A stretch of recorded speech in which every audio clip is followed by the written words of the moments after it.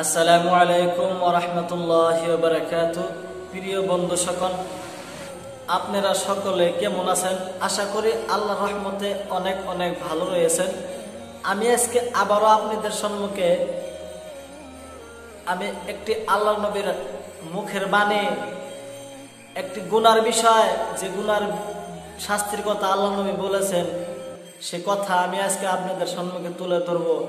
আশা করি আমরা যারা এই গুনায় লিপ্ত আছি, আমরা যেন এই গুনাহ থেকে বিরত থাকি। আর সে আল্লাহর নবী যে ভয়ঙ্কর কথা বলেছেন, সে কথা যেন আমাদের দিলের ভিতরে ঢুকে যায়, আমরা সেটা যেন মানতে আমল করতে পারি। তো আশা করি ভিডিওটা না টেনে পুরোপুরি শুনবেন। মাহতারাম দোস্ত বুজুর্গ, আল্লাহর নবী বলেছেন যে ব্যক্তি দুনিয়াতে জিনা করে, যে ব্যক্তি দুনিয়ার মধ্যে জিনা করবে, আল্লাহ রাব্বুল আলামিন তাকে তিনটি করে 6টি শাস্তি দিবেন। 3টি শাস্তি দিবেন দুনিয়ার মধ্যে, আর 3টি আখিরাতের মধ্যে দিবেন।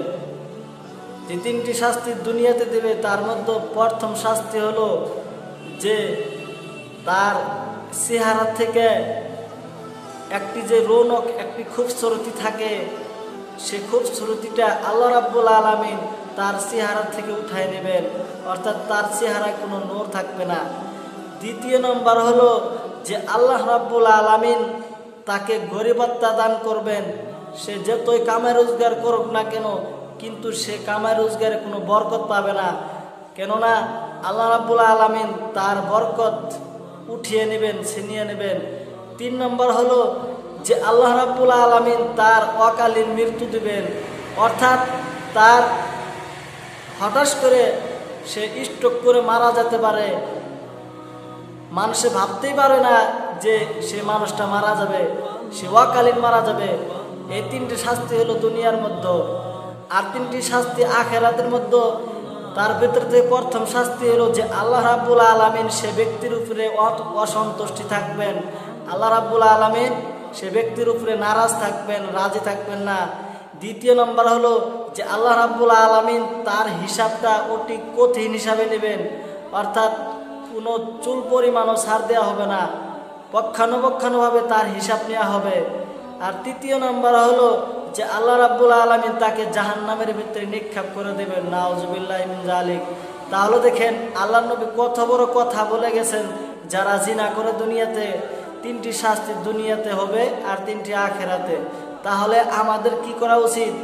যে প্রথম জিনার আগে যেগুলা ফাহিশা কাজ কর্ম আছে, সেগুলা কর্ম থেকে, সেগুলা কাজের থেকে আমাদের নিজেকে হেফাজত করতে হবে, নিজেকে গুনাহ থেকে বাঁচাতে হবে। আরে নিজেকে গুনাহ থেকে বাঁচাতে গেলে সর্বপ্রথম যে কাজটা করা হবে সেটা হলো চোখের হেফাজত। যদি আপনি চোখের হেফাজত করতে পারি, তাহলে আমার দ্বারা সেই জিনাটা হবে না। কারণ সর্বপ্রথম জিনাটা তো লাস্টে গিয়া হয়, কিন্তু সর্বপ্রথম যা আপনি দেখেন, চোখের দ্বারা দেখেন।